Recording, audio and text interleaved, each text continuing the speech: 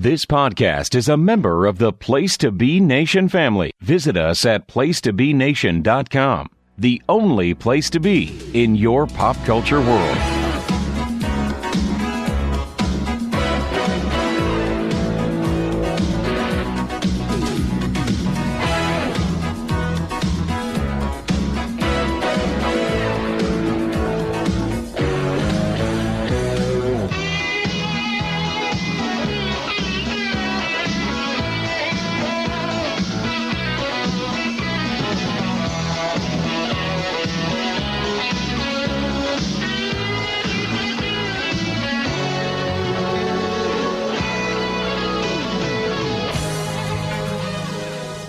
Place to Be Nation Wrestling. Welcome to episode number 49 of NWA Crock Roll. We are one episode away from the Big 5-0, and we won't share what we plan to do for that episode. We'll let it be a little bit of a surprise, but should be a big 50. So kind of cool to celebrate us having 50 episodes of this pod based on the journey we've been on and some of our prior episodes over the last few months where it got a little heated. So Dr. G, how are you doing tonight? I'm doing great. This is it was an interesting last show, so it should be interesting to see how things get fired up tonight. Yes, Colin McDougall. Hopefully you're doing well this evening. I am. Yeah, I'm fine. Yeah, it's it is what it is. I am ready to talk about these matches. Some good, some not so good. Better than that dross that we watched the last time. Okay. Not the last time. Kayfabe. Fuck, I'll edit it out. Right, stop. I'll edit it out. You don't have to. I think it's funny that you broke kayfabe. Just keep it in. Better than the dross we watched a couple of episodes ago. Fucked it. Still haven't recovered apparently. 5 minutes in. No, we had episodes 47 and 48 were very good, bad, and or indifferent, but it was real. I've not recovered from episode 46. All right, and Scott Shiflett. Hey guys, glad to be back and talking about some interesting matchups that we have tonight. I can't wait to hear everyone's takes because the last couple of episodes we've been getting hot and heavy. Indeed we have. So this will be our second bridge episode after a monthly watch. On our first bridge episode that we did at the end of April, we went back to 1985. And we call these episodes the Pre-Crockett Match Year Spotlights. So this time we're going to 1984, so we're going backwards. And 1984 in the NWA is known as a year of change. And there's like this whole YouTube channel on there that has a lot of the 84 in it, and it definitely has some interesting things not very good, and hopefully we'll find some good stuff here in 84. So our first match we're going to talk about tonight has the Nature Boy Ric Flair taking on Gentleman Chris Adams. It is from February 3rd, 1984. It is for the NWA title. And on our last Pre-Crockett Match Year Spotlight, we watched one for Flair versus Terry Gordy that the majority of us liked. Colin, you were not on that episode, but let's see how we feel about Gentleman Chris Adams. Because overall, I tend to enjoy Gentleman Chris Adams. Overall, I've enjoyed him over the years. But anyway, so Adams is the American champ here, which, again, like we talked about in the past, would become a WCCW title after breaking away from the NWA. Sunshine is by his side. So Sunshine seems to be making the rounds in 85. Anyway, Sunshine was in our last episode, too, I think, when Ric Flair was macking on her. Flair is in a bright red robe. Flair gets Mike tells Sunshine she's the only woman in Dallas not cheering for Ric Flair tonight. Let's see. Lawrence, who is on the commentary, keeps coming up with these terms for Flair and calls him like he's exotic and he's a peacock. And I have no idea what he's been smoking. He just calls Flair these weird things. Chris is super over here. There's some tie-outs, mat work, and breaks to start. I like Flair getting out of a hammerlock by lifting Adams on shoulder and taking him to the corner. He does some nice arm work, hits a great knee to Flair's arm. They trade small packages. Adams does a side headlock on Flair, which seems like a very long time. And every time Flair tries to escape, Adam holds on to it. There's a nice trading forearms between the two. Adams then has Flair on the ropes but gets tossed outside. Flair does elbows to his face on the apron. Adams sunset flip back in for 2, followed by a backslide for 2 and a botched backdrop. Suplex for 2. Adams gets a sleeper, but Flair hits a backbreaker. Adams gets another backslide for another 2 and a bridge. Flair gets back in control. Adams hits a super kick, but he's tired. Flair falls on apron on outside and outside an over spot as he's thrown into the corner. Adams does a diving headbutt for 2. Adams gets another super kick, but Flair gets his foot on the ropes at the 2 count. Flair reverses a throw in the corner, but Adams with a cross body, but Flair rolls through and gets the 3 count. Overall, I enjoyed this. And I kind of have always thought Adams was underrated great, but I also like, again, we have Flair going to a territory where we don't have a schmaz and we actually have a finish. I thought the first 10 minutes was a lot of arm work and headlock, but I thought the second half was nice. So I actually went 2.5 on this. Dr. G, what did you think? I did the same. I went 2.5 as well. Yeah, the first part of the match was a little I don't want to say more boring, but it was a lot of arm work.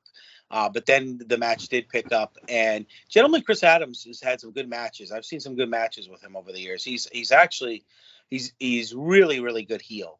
When he's in his heel persona, but he was one of those guys that was he was ready to break out to superstardom. He kind of did himself in, to be honest. But I thought, like I said, not a great match by any stretch of the imagination, but nothing bad. Nothing nice TV match to get for the championship. And I like the fact that there was an actual finish and no schmaz like we get over in Mid-Atlantic. So 2.5. All right, I'm 2.5 too. Column, Chris Adams, probably the only one to make me interested in any kind of feud with Terry Taylor back in the UWF days. What did you think of this match? We are off again, guys. I really, really enjoyed this one. I went 3.5 on it. I really enjoyed it. God, I can't figure our shit out, man. This was my first one. Like, inauspicious start, right? So a couple of really like the quick pinfalls at the end. Could the ref had made any less of an effort to go down and make the counts? I mean, it couldn't even, like, it was just down on one. Who was the ref? Was it Brocco? I think it was. Well, there you go. He was horrible. My God. No, guys. Lubitsch in world class is like all time. He's like worse than Tommy Young. He moves at a snail's pace. And he counts with, he's just so slow. So, yeah. Sorry, go ahead. He was, I think it's time to get out the ring and out the stripes and into the K-Roll Bronco, because it's just not good enough. The crowd was again. Ding ding, crowd was hot for this one. Flair was giving Adams everything he could. I mean, he stooged for everything, he sold and reacted to everything excellently. It made Adams look like an absolute hero. It made him look like $1 million. I felt the pacing of it. It just moved. It heated up at exactly the right pace. I think it was just everything. Every time it needed to get a bit hotter, it did. There was no. I didn't think there was any. It moved at a fair clip. I mean, I think it was only 15, 20 minutes long, but it just moved at the right pace. The crowd when Adams hits that last super kick was I was out of this world. By the way, how great is Adams' super kick? He's really good. That super kick's so amazing. Good. Yeah, it's very good. I popped for the super kick. I mean, I love the super kick as a finisher, and it's devastating what it's become in 2022 because of those two fannies. It's just unbelievable. I thought it was absolutely excellent. All right, Scott Shiflett, what'd you think? Me and Callum are lockstep tonight. 3.5 in our first match. I mean, we may go downhill with the other matches that we cover, but 3.5. I think the next match is gonna. Anyway, go ahead. I just really enjoyed this. I will say the announcing also sucked because they called it Enziguri a super kick. So not only was Bronco Lubitsch probably one of the worst refs with the way his counting, it threw me off. Mark Lawrence is not my favorite commentator by any stretch. Yeah, I will say they did. We're talking about David Von Erich looking like a champ. So obviously this is before he passed away, and I know he was scheduled to actually win the title off Flair, and it went to Kerry.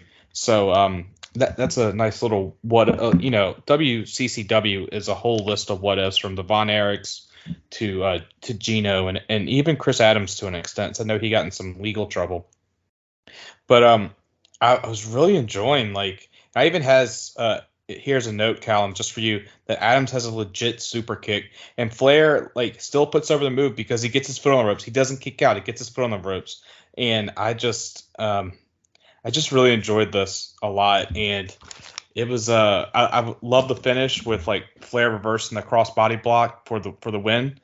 Like I said, I went 3.5 as well. Like I would like to see more of these guys, but I'm not sure if it was but a I'm not. one-off. Listen. I'm not going to give you.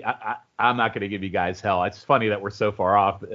Again, for me, I guess the first 10 minutes just seemed really slow. It was a lot of arm work and headlock, and the second half was really, really good. But yeah, I mean, I guess the benefit in all this is we've now seen Flair.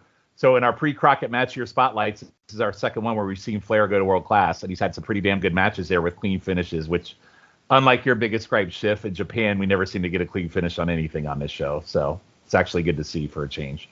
Yep. All right, so our second match, I think this one's going to be quite controversial, probably more so on what I'm going to give this match, but I'm going to do my best to get through it, and then I'll take the heat. So you have the Road Warriors and Jake Roberts versus King Kong Bundy, Ron Garvin, and Tim fucking Horner, which totally surprised me. So Horner, for me, yeah, your dog apparently thinks Horner's something too. Tim Horner, for me, was more of a good hand babyface as we got into 1987, which we'll talk more about him here. So see him here in 84 was interesting. This is from Georgia Championship Wrestling, March of 84. The Warriors and Roberts are the heel team. Bundy is a face. I never remember. And then we all know how I feel about Ron Garvin. But here's what's interesting. So at first glance, Tim Horner seems very out of place for me. And Bundy being on the face team was very odd. Drunk solely on commentary. I do enjoy that at this time, Hawk is still being called the Hawk. He is not just Hawk. He is the Hawk, and Animal is the animal. Horner, for me, very shocking as the babyface, getting the offense on Hawk with actual wrestling moves. It was weird seeing Bundy get face pops fighting Animal and Jake. Garvin and Jake the Snake are in the middle of a feud, by the way, here for the TV title. The crowd is super hot. Ole comes out on commentary. Animal gets a one-hand slam on Garvin. Tim Horner is hitting drop kicks on all the heels, and I'm astonished, actually, especially with the Road Warriors selling for Horner. Crowd cheers an avalanche from Bundy and a running elbow on Hawk. Garvin drop kicks Hawk out of the ring, and all the heels bail outside. It's kind of for me, I thought it was kind of a hot 3-minute start as we cut the break. Back from break, Jake is in control of Horner. Heels work over Horner as Ole talks up Horner. Horner gets a roll behind of 2 on an attempted Animal press slam. Horner as a face in peril against his team is actually very crazy to me as we get him in our timeline, like I said, in 1987, where he's a good hand like Sam Houston. Heels beat up Horner for a while until he gets to tag to Garvin. Garvin is kicking all the heels' asses to the crowd's delight. Horner tags back in, which seems like a mistake as heels quickly work him over. Horner then gets another hot tag to Garvin, and he slams and stomps Jake, but Jake chops him in the throat. Hawk tags in, works over Garvin. Garvin escapes with an arm drag and again tags in Horner. I don't get why they keep tagging Horner. I don't know why they're not tagging Bundy, because I would like to see more of face Bundy. Horner misses a drop kick on Jake, but falls behind a slam attempt for a roll-up. Hawk runs off ropes and absolutely destroys Horner with a really good clothesline. The DQ is called, and we end the match at a free-for-all. Okay, so here's a shit take. I'm going to take my beating. I really thought this was good. I thought it was 9 minutes of just like total nonstop action. I was disappointed by the lack of Bundy, but surprised by Horner as a hot babyface and the LED selling for it. I went 3 stars, guys. I liked it. If it's a shit take, it's a shit take. But I thought freaking Horner eating shit. You know why I liked it? The unexpectedness of Horner being the top face in this match against who was in the ring with him totally shocked and stunned me. And that clothesline he ate at the end, he freaking got killed. G, go. I know you're not going to agree with me, but that's fine. Go ahead. I went 2.5 stars. I didn't think it was a 3-star match. I was surprised about Horner. I mean, this is sometime I don't really totally remember this. I obviously remember that's how they started the Legion of Doom was, Jake the Snake was part of their. And wasn't Bundy in it at one point too? Bundy was, I think Bundy was probably in it, right? I want to say maybe it was after this, but maybe, I don't know. I don't know what the storyline was. Maybe that while he was on the other team. Definitely would have loved to have seen some more face Bundy. Looking at it on paper, I would have thought this match would have been awful. Yes, me too. But it wound up being better than I thought. I'm not a great match by any stretch of imagination, but nothing that, nice TV match. It actually was more action packed than I expected. Obviously, with Horner was the surprising guy in the match for me. Yeah, just like you. So I mean, again, I would never say it was a 1-star match or anything like that, but 2.5 stars. I mean, I wouldn't have gone as high as you did, but definitely unexpected, especially with Road Warriors still being relatively green at this time. Yeah, I mean, I think it was just a pleasant surprise, and maybe that's when I went so high because I didn't expect to enjoy it as much as I did, I guess. Colin, how about you? I thought this was enjoyable. I inauspicious start when I heard that Gordon Nazoli is commentating, and my first comment on the match itself was Bundy is a very round man. I was interested by Garvin and Roberts squaring off against each other because obviously they've got both of them in their own unique way are masters of psychology when they're wrestling. So I think the two of them pairing off together would be something special. I was surprised at the amount of selling that the Road Warriors were doing. I mean, Tim Horner comes in like a house of fire at one point and is flinging drop kicks left, right, and centre, and the Road Warriors are bumping like there's no tomorrow for them. It's crazy, right? For Tim fucking Horner. I mean, all I'm thinking is Tim Horner was, Smoky Mountain Wrestling legend. I didn't think he was up there with being able to, the Road Warriors are going to sell for him, but here we are. And I've got word for word, Hawk took Horner's head off at the end. So yeah, it was. I mean, it was. I enjoyed it. I would say it was probably just split right down the middle, 2.5. Because I didn't think it was bad at all. I think it went at a fair clip. Everybody got their stuff in. Everyone was working hard, and it was just fast paced chaos. All right, Schiff. I went 2.25 for this. I love that clothesline from Hawk to Horner at the very end. It was just ferocious. I do have Horner also had some nice drop kicks. I will say that Jake's gear looked like shit. Looked like he was in pajamas. Also, you could definitely tell that he was on the gas because if he looked like Sam Houston-ish here, and then you saw him in WWF, it's like two entirely different people. And Ron Garvin actually looked different. Like, I guess it was his hair. He was he looked a little like Dino Bravo right there.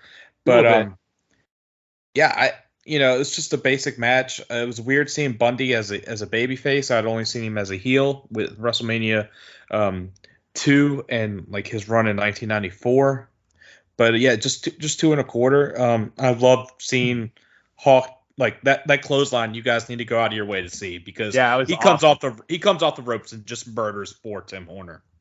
And Tim Horner actually has some good drop kicks as well. So I think I gave a 0.5 star just for that clothesline. It's really good. Like at first, I didn't know what he was doing because he seems like he's lost in the ring, but then he's like, no, I'm gonna get optimal attack on this, and just runs off the ropes and just kills him.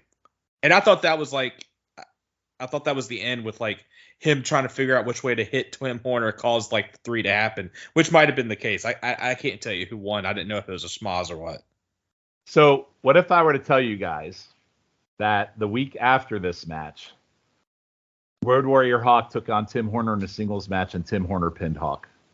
That really happened. Tim Horner beat Road Warrior Hawk. That's not a sense of the earth thing, I tell you.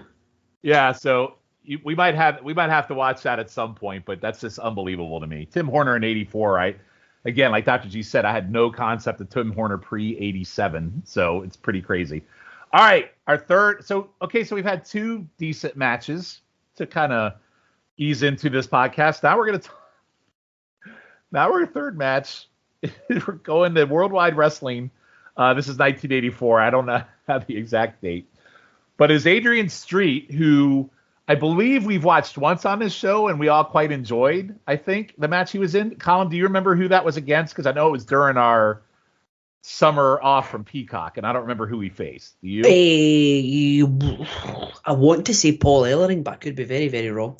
I know it was somebody. But anyway, I think we rather liked that match quite a bit, right? When we watched that with Street? We were at least two. It was at least two and a quarter, I think. Yeah, I don't think it was. I don't think it was bad. He must have been in with somebody of a very reasonably high caliber.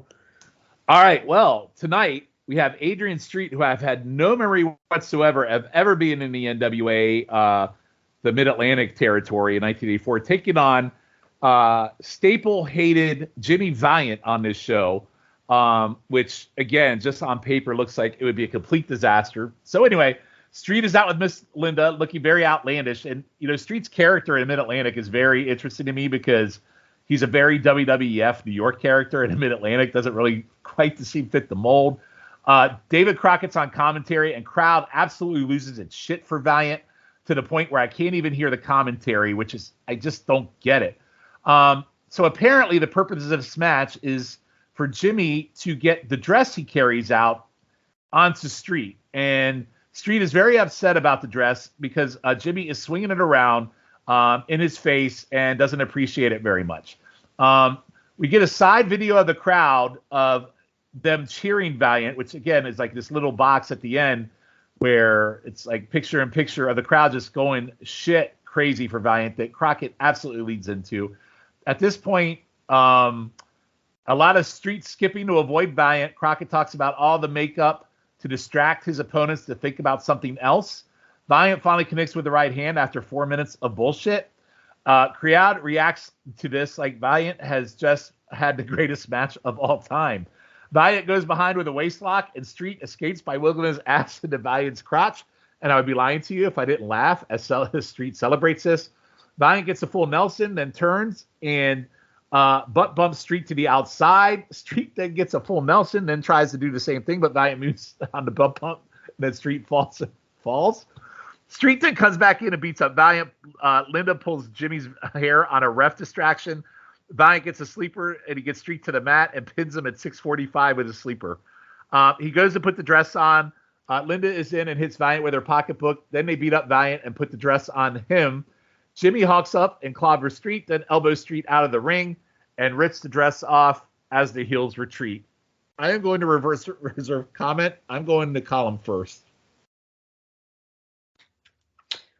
So you'll be happy to hear that the Adrian Street match that you were talking about was actually the first match I have taken my notes for in this here notepad that I have in front of me. It was in Crock and Roll episode 20, Houston Layover Part 2. He, in my opinion, had a 2-star match with one Terrence Taylor. Wow. The computerized man of the 90s. So I was right about 2 stars. That's okay. Okay, yeah. So now that I need to go back all these pages. Wow, 29 episodes. That's a big pad. I did a lot of them on the thing. I did a lot of them on the computer. I lost the pad in the move. So we've actually out of the 29 episodes, I think about 28 of them are missing. Nice. The video title was A Year of Transition. That's what it was. A year of transition. Yeah. Thank you. Yes. 1984, A Year of Transition, Part 55. Now, unfortunately, in the Part 55 or in the 54 parts before it, they couldn't transition Jimmy Valiant out, which is very, very disappointing. My next notes are here. Whole lot of stalling, whole lot of nothing happening. What the fuck did I just watch? That was rubbish. It was an 8-minute video. Approximately 5 of that was the match, and 3.5 minutes of that 5-minute match, there was nothing happening. This was all about getting to the end of that end segment, all to have the dress put on Jimmy Valiant so he could tear it off like Hulk Hogan. This was, yeah, what a waste. This was not good. I think I'll go dud on it. It was just, So was there like no, okay, to take the match aside, were you entertained by nothing? Like none of the like street antics, none of it? I am entertained by like Adrian Street as from the very limited Adrian Street I've seen, is an entertaining character. I didn't get it. I mean, the post match assault I think was okay from Miss Linda. The match itself didn't do anything for me. I mean, it was all centered around the pre and the post match. You might get a star or two from me for the whole package. The match itself was nonsense. It was there to be the meat in the middle of this angle that they had. They had no need for it. They could have done it. They could have done it any way they wanted. They could have done the like they could have had Jimmy Valiant go up to. I don't know if they were doing the sort of the podium interviews. I imagine they still would have been. It was only a year earlier. They could have done that and had him attack him there. And put the dress on him. There was no need for the match. It's one of these things. It was more, the match was just there to allow the angle to happen. Yeah, but the crowd just absolutely loses its shit for Jimmy Valiant. Schiff, I know you absolutely hated this, right? Yeah, this was god awful. I went dud as well. Like, this was a long 8 minutes. Like nothing was happening. Like they did like this weird. I guess Jimmy Valiant created the rear view that Naomi uses because he did that to knock Street out of the ring. And then like Valiant did his best Hulk Hogan impersonation with ripping off the dress. Dud. Like I agree. It could have been a year of transition to getting Valiant off our TV. Callum was 100% right with that comment. All right, and Dr. G, what do you think? I think I went like a half a star on it just because I gave it something just because I do enjoy Adrian Street. Adrian Street's like the original Goldust if you wanted to compare to anyone. And also, let me tell you something. He's got a vicious side to him. He had a vicious feud in Florida in the mid '80s with Dusty Rhodes, believe it or not. So if you Google some of that, there was he definitely was involved in some feuds. Wherever he went, he didn't stay long. He was more of an attraction, but he would win a lot of his matches. Jimmy Valiant, I just don't get it. I know he was also big in Memphis, guys, too. He was one of the popular guys in Memphis as well. So there's just something he brings to that 80s crowd.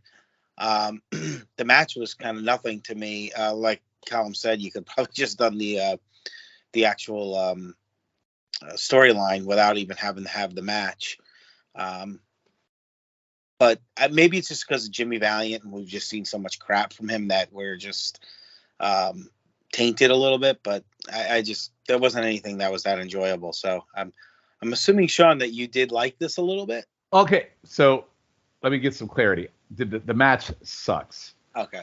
As far as the Jimmy, okay, so you remember how we always talk about, I don't understand why the Mid-Atlantic crowd likes Jimmy Valiant and what he brings. This match, I guess for me, kind of saw what it was, because I think between the antics between him and Street, I kind of get why they were entertained. Street is a very outside the box Mid-Atlantic wrestler. Like I said, he's like more New York. So their antics and his shit with the antics with Jimmy Valiant for this crowd, I could see why that's probably over now. As far as the match is shit. It's 100% dud. Was I entertained? Yes. I was. So when I say, so I know when we were pre-recording this, I said, I've probably never been more entertained by a Jimmy Valiant match. That's probably true, but the match itself absolutely sucks. So hopefully that gives it a not shit take context to it, but I was entertained. I thought Street rubbing his ass into Valiant and then Valiant moving on the bump and Street falling out. I mean, I was entertained. I was. So, but the match was a complete and utter dud. Would you guys like this shit take me on any of that before we move on? Or no? Column? Schiff? Nope. Yeah. I respect your opinion, even though it was a dud of a match. I was entertained. So, Column. We have no, it's fine. All right. And on that note, we'll go to our next match. Place to Be Nation Wrestling Network, welcome back to the second half of episode 49 of NWA Crock and Roll. You'll notice that the voice talking to you just now is not Shawn Kidd. Shawn's had to leave us. He got a very important call during the break from Jim Crockett. He has to go and actually take care of some business for the musical acts due to appear at the Great American Bash. I hear that Willie Nelson is trying to pull out. The contact has been made. He's trying to pull out of one of the dates, and Shawn is trying his best to recover that. So we shall see what happens there. But you do still have the three remaining horsemen to guide you through the second half of this episode, which kicks off at the Tulsa Convention Centre for Mid-South Wrestling, and on the 26th of August 1984 it is a bunkhouse tag team match between the team of Hacksaw Jim Duggan and the American Dream Dusty Rhodes against Hercules Hernandez and Butch Reed. It is a bunkhouse match, so all the competitors are in their traditional bunkhouse match gear. And before I continue, I should let you know that Hercules and Reed are accompanied to the ring by Jim Cornette. So Rhodes and Duggan came out like a house on fire, and the heels bail for the ring. There is a bit of stalling to begin this, and I noticed at this point that the match had been shot on one single handheld camera at ringside, so there's a fair chance that we could miss something if it becomes a bit chaotic. The crowd is fully behind Dusty as things get underway with a collar and elbow tie-up in this all-round brawl fest of a bunkhouse match. Dusty gets the better of both men with a couple of not so big bionic elbows, or a couple of big not so bionic elbows, should I say, and again the heels stall out to the outside to regroup. We're a good 4 minutes into the match before more stuff happens. Dusty gets the better of Butch with a couple of punches before he starts to bite his head, before Reed bails out again, and we get more stalling. Reed is back in the ring, and Dusty hits him with what can only be described as a bionic low blow. Hercules is tagged in by Reed, and Dusty tags in Duggan, who the crowd are also pretty loud for. Duggan takes down Hercules with an atomic drop, nails Reed on the apron with a big right hand, and the match is now starting to break down. Duggan starts to choke Hercules in the corner before Dusty and Duggan take turns to beat down Herc some more. Duggan is nailing both opponents with right hands loaded with a leather belt and beats down Herc in the middle of the ring as the referee tries to impose some rules on Dusty in a no disqualification match. The heels take over when Reed hits Duggan in the back as he's running the ropes, and Herc is choking Duggan with the belt, giving him some more belt loaded right hands of his own as we see Dusty being hit by Reed with a chair in the background. Chaos is ensuing, and predictably the single camera can't keep up with the action. Reed and Hercules double team Dusty as Reed is choking him whilst Herc lays into him with some punches. Dusty fights back, hitting both men with a double bionic elbow, but he can't capitalise as he falls to the mat. Dusty and come back with the do-si-do type move where they counter the double Irish whip and give each opponent a clothesline. Reed drops down an Irish whip to Dusty, who runs into Duggan, knocking him to the outside. Whilst Duggan's on the outside, Cornette throws powder in Duggan's eyes, whilst Reed is attempting a pile driver on Dusty in the middle of the ring, which Dusty counters. But the ref is distracted and misses the pinfall, which allows Hercules to come in, stomp Dusty in the back of the head, which gives Reed enough time to cover Dusty for the 3 count and the win. That really was something. It took a long time to get going, but when it did, it was non-stop from that point on. I do wish there was a second camera or possibly a hard cam that we could have done, but this wasn't a TV match. It was just a house show, so I can't rag on them too much, and they got as much of the action as they could, so I can't really complain too much again. This match was really good once it got going, and I gave this one 2.75 stars. So go to Dr. G first. What did you think about this one? I thought this was like you said, it started off a little slow, but once it got going, definitely you could tell the single camera shot. It was like there was a lot of action going on, and the crowd was really into it. The finish was kind of shocking. Were you a little shocked? I was kind of shocked. Yeah, it just seemed to come out. It just seemed to come out of nowhere. I was thinking a bigger move than a stomp to the back of the head would have done it. Yeah, exactly. So, but I gave this 2.5 stars. I enjoyed it. I thought it was a fun match, and just something a little different.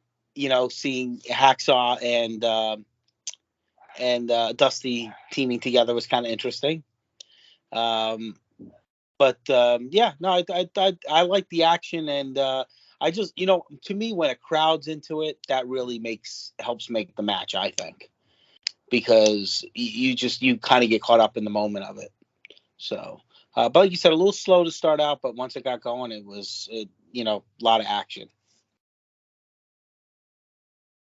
Yeah, absolutely. Agree with everything. That you've said there. Scott, what are your thoughts on this one? I went 2.5. The one camera thing was a little rough, but I did love how Dusty hit the elbows to Reed at the very beginning, and the place lost their damn mind. This was before he did the elbows to the nuts on Reed. It was just great. Like, the crowd was just loving Dusty, and Duggan actually brought out some tape that he then choked Hercules with, which I believe he used the same tape in WCW in 1995 and 96, which I thought was, a nice little ongoing thing. But no, I'm okay with Rhodes losing because Mid-South wasn't his home territory. So you can't, have the outsider come in and win.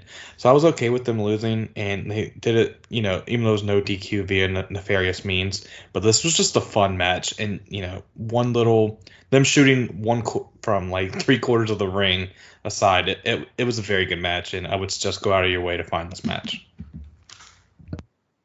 Yeah, so we're all roughly in the same ballpark. 2.75, 2.5s from here.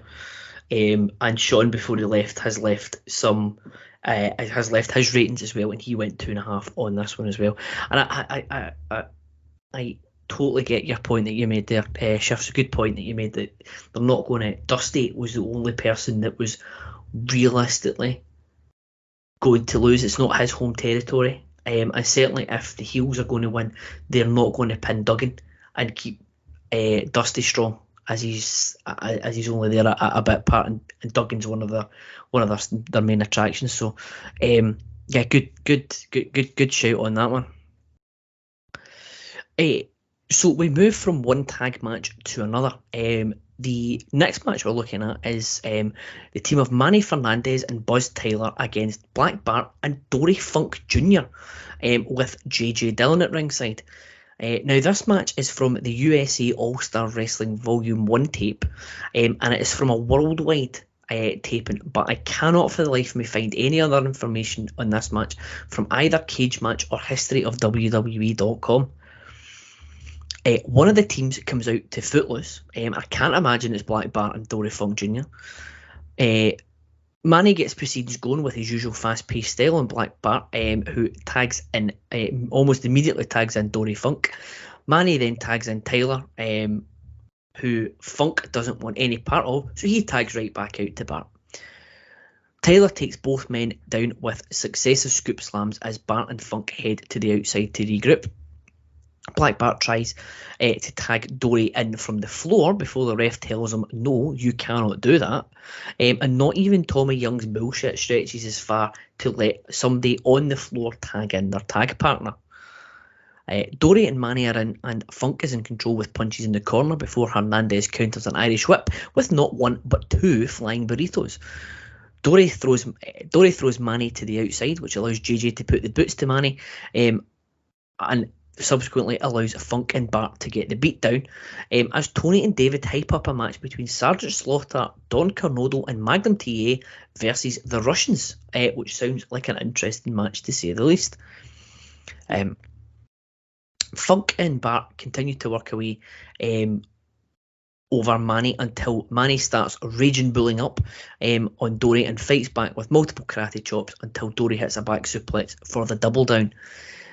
Dory misses an elbow and Manny makes a hot tag to Buzz Tyler, which gets a reasonably decent pop, surprisingly so in fact.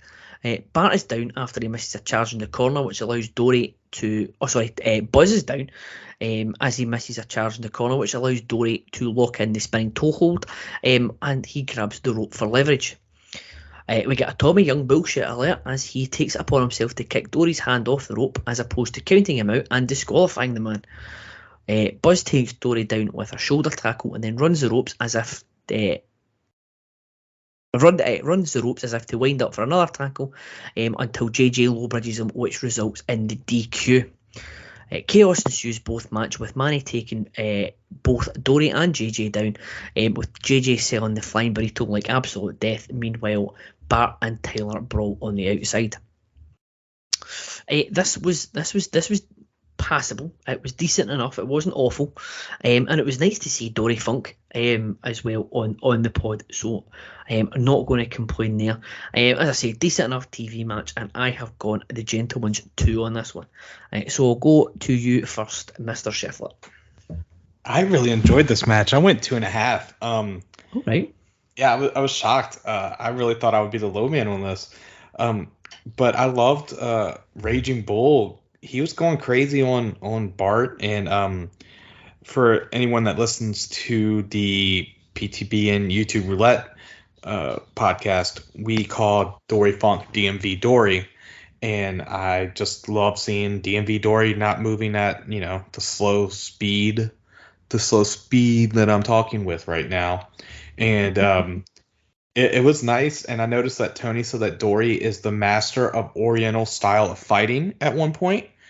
If someone can please explain to me what that is, or just not a cheeky way of saying like, oh, he fights, for New Japan and All Japan. I didn't like the ending, the BSDQ over the top rope.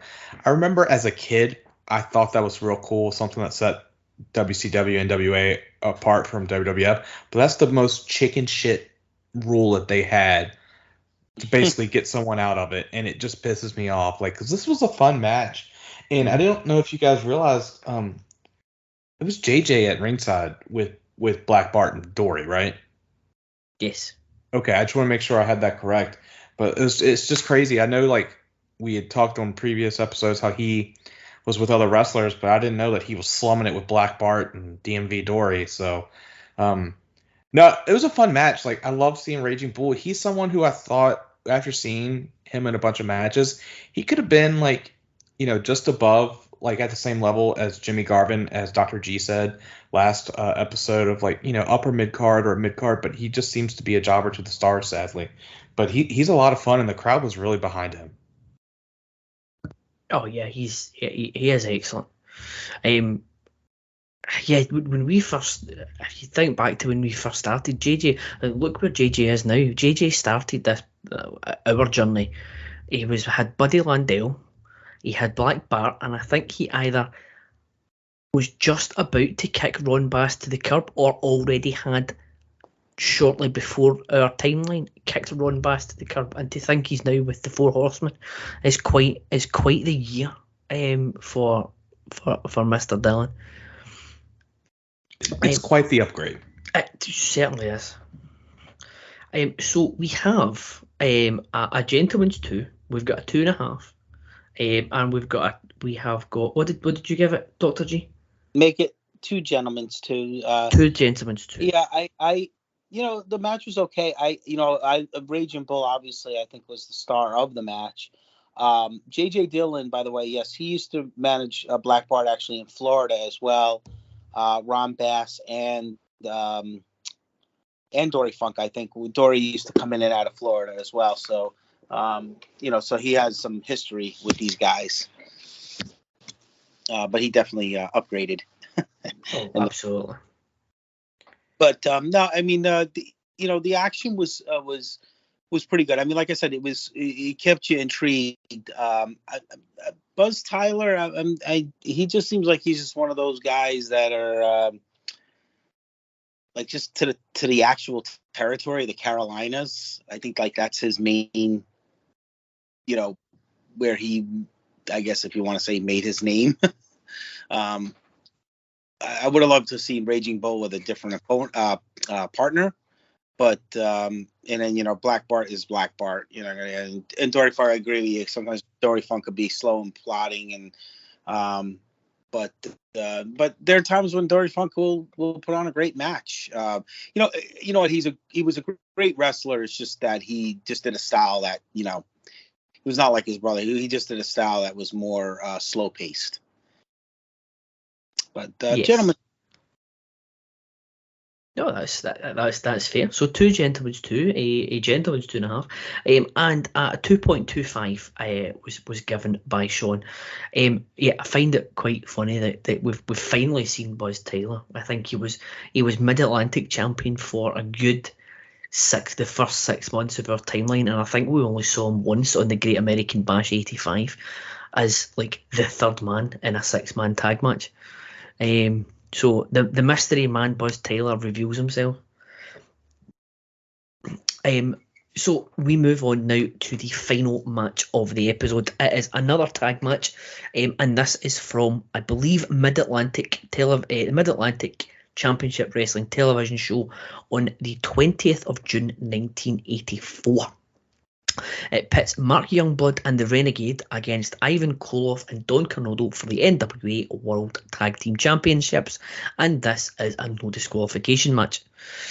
So the Renegade is the alter ego of Mark's older brother Jay Youngblood, and in my research I find out I actually share a birthday with Mark Youngblood, so there we go, we are birthday brothers. A hot start from all 4 men brawling in the ring before Tommy Young gets some semblance of order, and we start with the good guys taking turns working over Koloff. The crowd is so hot, as we come to expect from the Mid-Atlantic TV show, but they go a step higher again when Youngblood gets a sunset flip on Koloff, but Ivan is in the ropes, so no count happens. But this is they're baying for blood already. Mark locks in a side headlock on Cornado as the crowd are reaching a fever pitch. Renegade hits an elbow drop for a 2 count as the good guys continue to work over Cornado. A couple of fun moments then happen. First, when Koloff is in the neutral corner in discussion with Tommy Young, Renegade takes Don over to his corner and then pulls him away when Ivan realises what's happening and goes over to make the save. And then when Ivan is distracted again with Young, Renegade quickly lets go of the headlock, drop kicks Ivan off the apron, and is then straight back to the headlock. And the crowd are all over this.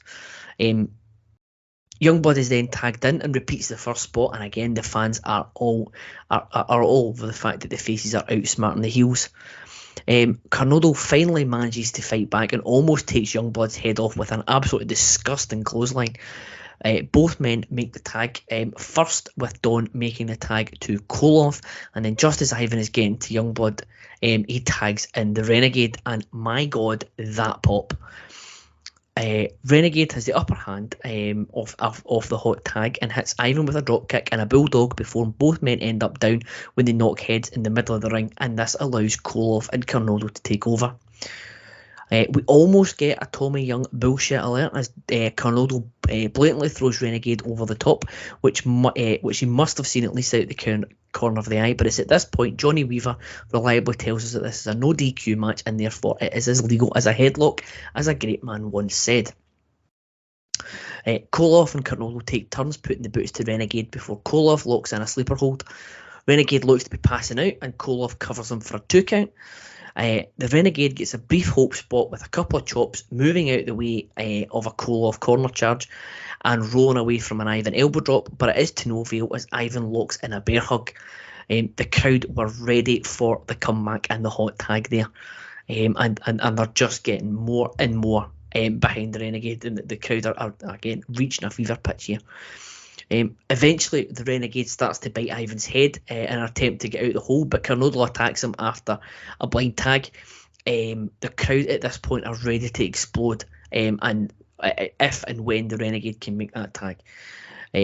Renegade makes it to his feet first, and all he has to do is move 2 feet to his left, but he's got nothing left to give, and Don tackles him from behind right before he can fall over and make the tag, and even I bit on that one. Carnolo picks up Renegade, but Renegade manages to roll Don up into a small package for a 2 count as David Crockett is having an aneurysm in commentary. Renegade fights back both men, and he's walking backwards towards his corner for the tag, but Ivan trips him up. Renegade continues to fight for his life, but he's always in the wrong corner at this point, and Carnolo is tagged in. He picks up Renegade, but Renegade manages to lock in an abdominal stretch for a bit of a comeback, and but that is quickly broken up by Koloff. Renegade finally gets Carnolo down with a running clothesline, but he's heading towards the wrong corner. But an excellent bit of working, he uses the fans to direct him back towards Mark in the right corner, a la Jake Roberts at WrestleMania 7. Renegade can finally make the tag, and oh my god, that pop is unbelievable. Mark comes in like a house on fire, taking out both men, throwing Carnolo over the top rope for a bit of retribution from earlier, and he does the same to Koloff as the Renegade and Don brawl on the outside. Mark hits a running chop on Carnolo for a 2 count. Koloff is tagged in, but he doesn't kill Youngblood's momentum as Mark takes him down with a discus chop and a big elbow drop for another 2 count before Carnolo breaks it up. Youngblood leapfrogs a charging Koloff, who runs into his tag partner, which allows Mark to lock in a sleeper hold. Nikita Koloff is then seen trying to enter the ring, which distracts Tommy Young long enough to allow Don to come off the top rope with a flying clothesline to the back of Youngblood's head, which leads to Ivan covering Mark for the 3 count. I thought this was absolutely excellent. The whole section of Renegade selling the prolonged beatdown was exceptional, and they did enough hope spots without them overstaying their welcome at becoming too grating. They really hit the sweet spot in that. There was times where I was biting along with the crowd, and I am definitely going to go back and watch this again, just so I can watch it all the way through. It is genuinely one of the best matches I've seen since we've been doing this pod, and I gave this one 4 stars. So I'll go to you first, Dr. G. What are your thoughts on this one? You know, the one thing I noticed with all this, that crowd was hot. Oh man, definitely amazing. I mean, I went 3.5 stars. I really enjoyed this. I love the pace of everything. I loved the way the Youngbloods sold, and you know the faces in peril kind of thing. Just all around, I just enjoyed the match. I didn't even have that many notes just because I enjoyed watching the match so much. This one I actually watched today. So, I really, it was a little pick me up on a Monday, as we're recording this. So it's just something I loved in terms of, I love those matches down wherever they're at, wherever they record down there, that just the crowd is just into every move, just makes the match so much more enjoyable. And you going 4 stars, let me tell you, you can't argue with you on that one. It was really good, but I originally did 3.5 stars. But I could be persuaded to go a little higher. Well, I think anything in the 3.5 or up is fair for this one, because it is one of the better matches we've seen on our on our timeline. I will just find the note that Shawn gave. I'll get that back up, but I'll go to you, Scott, to close out the episode with your thoughts on this one. This match was awesome. Like, this is another one you should go out of your way to see. Like, there was a clothesline at the very beginning of the match that sounded like a branch snapped. That's how hard it got hit. I love that Renegade was getting confused on where to go for the hot tag. He went to the wrong corner. That's something I love. It's like the dazed and confused. He was finally able to make it. The crowd blew the roof off the top when Youngblood got the hot tag. And I was shocked with this ending, with Carnolo off the top and Koloff and Carnolo get the win. I was legitimately shocked. I really thought Youngblood and Renegade was going to do it. And I didn't realize I was Youngblood's brother with it. And I got lost in the match. That's why there's not that many notes here. I was just like glued to my TV watching it, and it was a banger of a match. And like you said, Callum, one of the best we've seen since I've joined the podcast. I just can't get over it. I know a lot's been said about the Young Blood tag team in the 80s, and I'm starting to believe the hype on this. Yeah, I think thinking back to some of the matches we've seen, there was the Road Warriors Koloff's worldwide match from July '85, which I gushed over. I think that's one of the better matches. You've obviously got Magnum and Tully from Starrcade, and you've got a couple of the Flair Garvin matches, but other than that, nothing we've seen really comes close to this. Not that I can think of. This was excellent. Hey, sorry, Scott, what did you give it again? I gave it 3.5. You gave it 3.5. So we've got two 3.5s. We've got a 4 for myself. Shawn puts himself right in the middle. He goes 3 3/4 on this one. So I think we can all agree an absolutely excellent way to round off episode number 49. And that was a hidden gem. Like a hidden gem. I had no idea. I thought this match was going to be bad because I saw that it was Koloff. Ivan Koloff was not that great, and then Kernodle, which is hit or miss. But oh my goodness, it was electric. Yeah, I thought when I started this, I thought Ivan was. I thought the same about Ivan, but there's been some matches we've seen that he can still hold his end of a bargain in a good tag match as long as he's not the focal point. He can still knows his way around the ring, and this one proves it. Absolutely excellent. So that rounds us off for this episode. A look back at 1984, and from some of our favourite Crockett stars that we've seen over the course of the pod. We've got a very special episode number 50 coming up, as far as I am led to believe. But that's Mr. Kidd has got his fingerprints all over that one. So look out for that one dropping in a couple of weeks' time. Dr. G, what have you got going on for the good people on the Wrestling Network? Got the NWA Saturday special, which drops every Saturday morning at 9 a.m. where I cover with the Podfather himself, Scott Criscuolo. We cover the current NWA and all the goings on there with the most famous owner, WPC himself, William Patrick Corrigan, who many are not happy with these days. So, but we break it down, we tell it like it is, and but we love the NWA. But if they're not doing stuff that that's not right for the fans, we make it known. That's one thing we do. So we don't hold back. And I could be reached at Dr. G PTB on Twitter. Dr. G, co-host of the number one NWA podcast in the whole podcast sphere, and the most impartial NWA podcast in the whole podcast sphere, right here on the Wrestling Network. Chef, what have you got going on for the good people?